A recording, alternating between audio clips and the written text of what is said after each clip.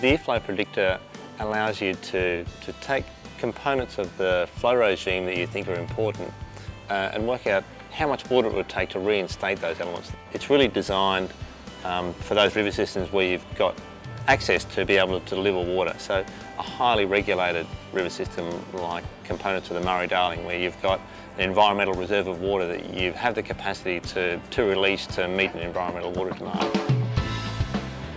To determine what should be in the eFlow Predictor, the starting point for us really was to go back to the environmental flow studies that have been done in the past and identify how different components of the flow regime had been identified in those reports. So the problem that the eFlow Predictor is designed to solve is really one that we come across in almost every environmental flow study, where we identify the key environmental assets, we work out what the environmental water requirements are to keep those things healthy, and then we're often given one or two flow scenarios to compare. It's a pretty common problem across most environmental flow studies to try and work out what the water cost would be for different elements of the flow regime. So you can prioritise the value of different components of the flow regime based against the different assets that you're trying to protect. Building the eFlow Predictor was really a secondary part of another tool, ecological modeler. And the ecological modeler tool is about predicting the environmental consequence of different water use scenarios.